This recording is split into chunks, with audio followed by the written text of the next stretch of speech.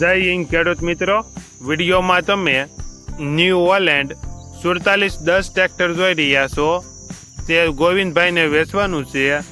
વિડીયોમાં તમે ટ્રેક્ટરની કન્ડિશન જોઈ શકો છો.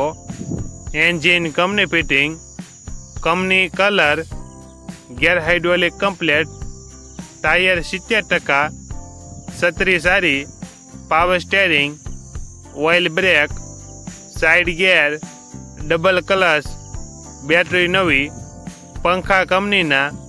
ટ્રેક્ટરમાં કોઈ પ્રકારનો ફોલ્ટ નથી. ગોવિંદભાઈને ફૂલ જવાબદારી સાથે વેચવાનું છે.